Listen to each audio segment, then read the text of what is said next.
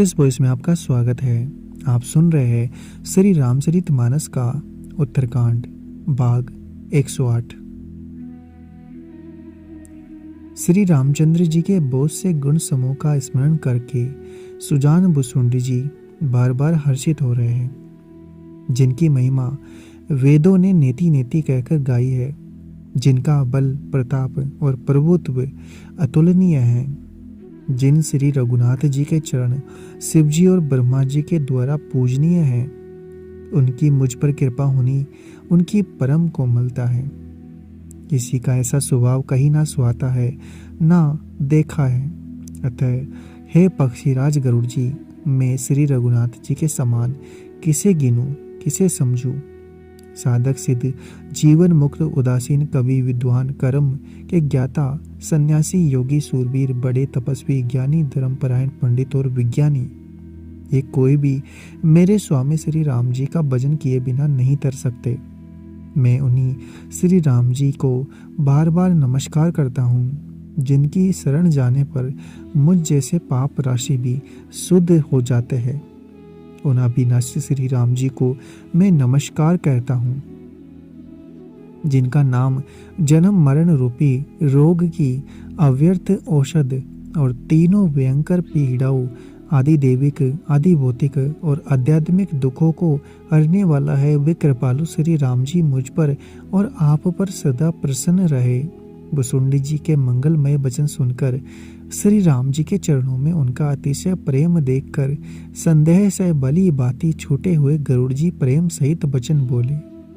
श्री रघुवीर के भक्ति रस में सनी हुई आपकी वाणी सुनकर मैं कृतज्ञ हो गया।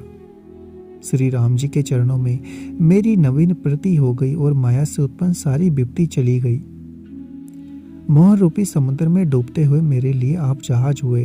हे नाथ, आपने मुझे बहुत प्रकार से सुख दिए, परम सुखी कर दिया। मुझसे इसका प्रत्युपकार नहीं हो रहा।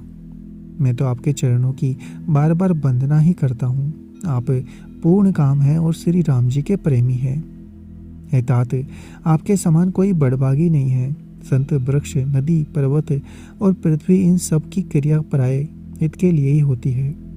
संतों का हृदय मक्खन के समान होता है, ऐसा कवियों ने कहा है, परंतु उन्होंने असली बात कहना नहीं जाना, क्योंकि मक्खन तो अपने आप ताप मिलने से पिघलता है और परम पवित्र संत दूसरों के दुख से पिघल जाते हैं। मेरा जीवन और जन्म सफल हो गया।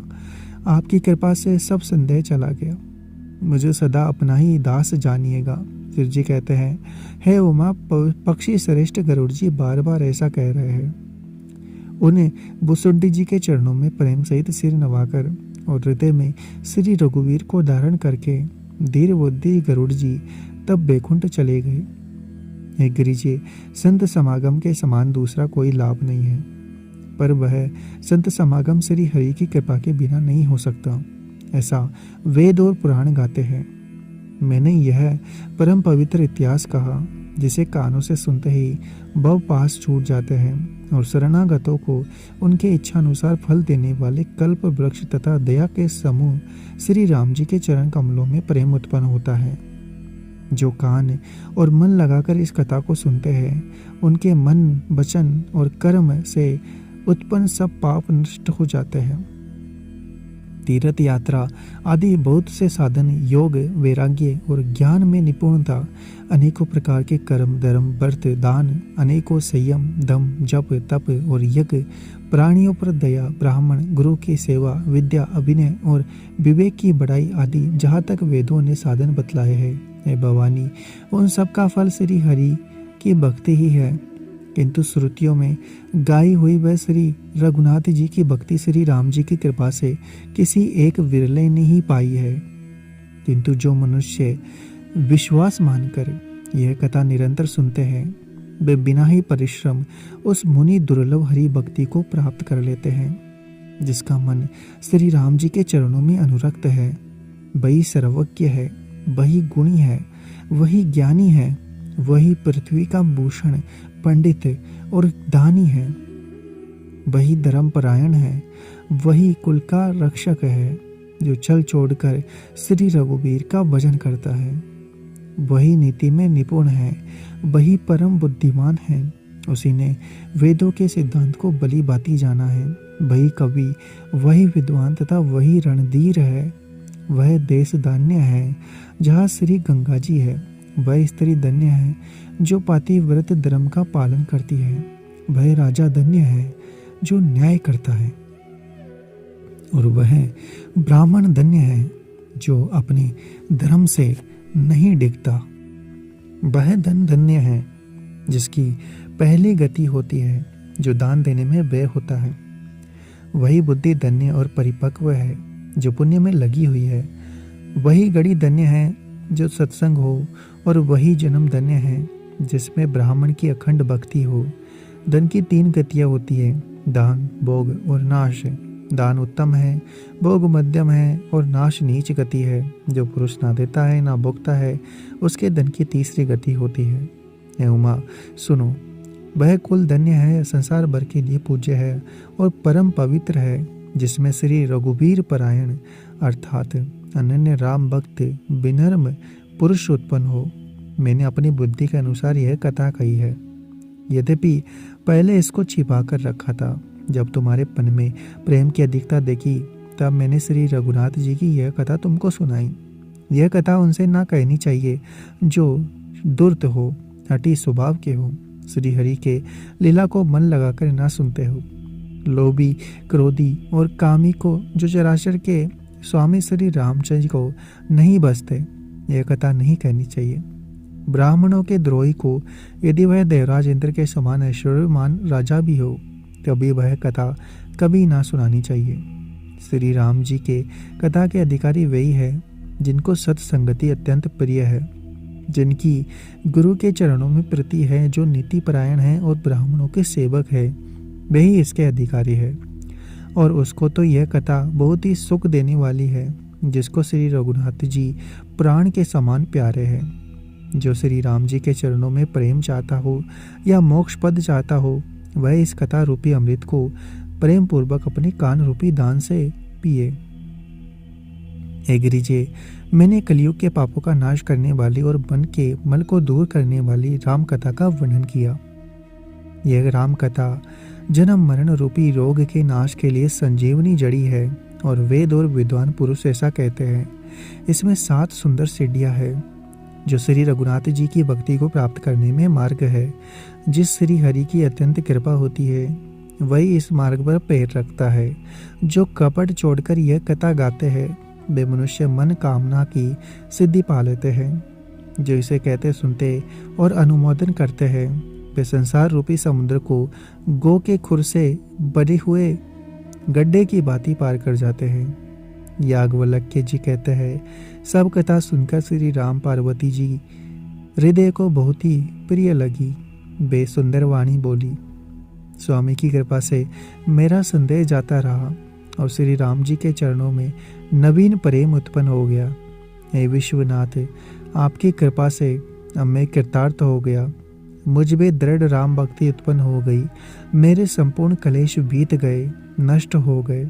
शंभु उमा का यह कल्याणकारी संबंध सुख उत्पन्न करने वाला और शोक का नाश करने वाला है, जन्म मरण का अंत करने वाला, संदेहों का नाश करने वाला, भक्तों को आनंद देने वाला और संत पुरुषों को प्रिय है। जगत में जो जितने भी राम उपासक है, उसको तो इस राम कथा के अनुसार इसके समान कुछ भी प्रिय नहीं है।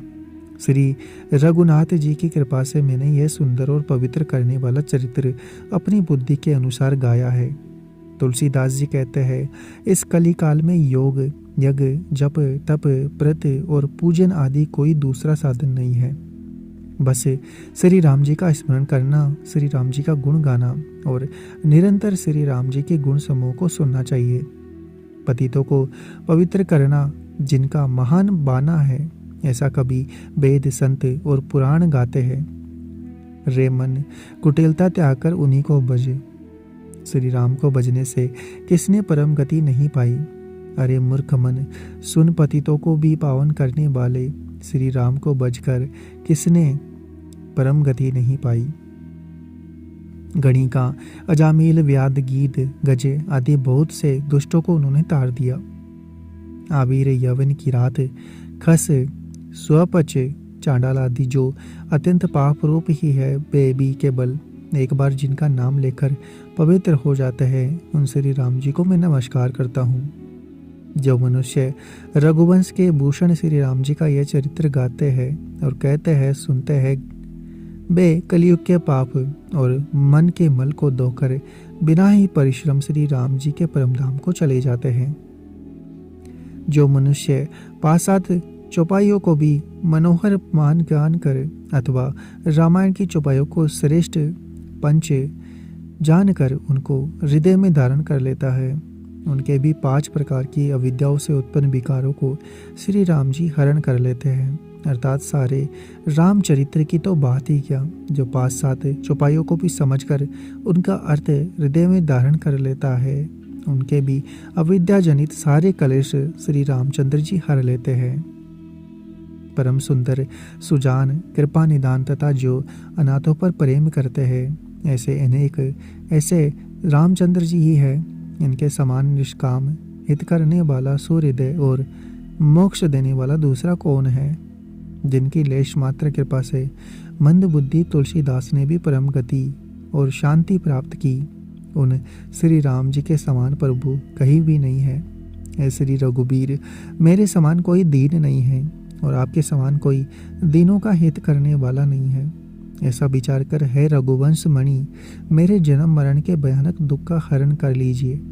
जैसे कामी को स्त्री प्रिय लगती है और लोभी को जैसे धन प्रिय लगता है, वैसे ही है श्री रघुनाथ जी।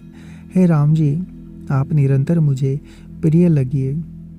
श्रेष्ठ कवि भगवान श्री शंकर जी ने पहले जिस दुर्गम मानस रामायण की श्री राम जी के चरण कमलों में नित्य निरंतर अनन्य भक्ति प्राप्त होने के लिए रचना की थी, उस मानस रामायण को श्री रघुनाथ जी के नाम में निरत मानकर अपने अंतःकरण के अंधकार को मिटाने के लिए तुलसीदास ने इस मानस के रूप में वाशावध किया।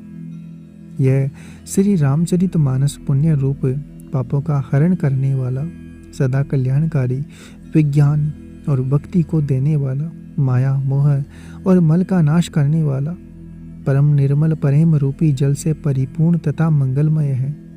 जो मनुष्य भक्ति पूर्वक इस मानसरोवर में गोता लगाते हैं, वे संसार रूपी सूर्य की अति प्रचंड किरणों से नहीं जलते। कलयुग के समस्त पापों का नाश करने वाले श्री रामचरित मानस का यह 7वां सोपान समाप्त हुआ। इस प्रकार रामचरित मानस की यह सीरीज आज समाप्त होती है। उम्मीद है आपको हमारा यह प्रयास पसंद आया होगा। अगर आप चैनल पर नए हैं तो चैनल को सब्सक्राइब करें, वीडियो को लाइक शेयर करना ना भूलें। कमेंट बॉक्स में आप अपनी राय हमें बता सकते हैं।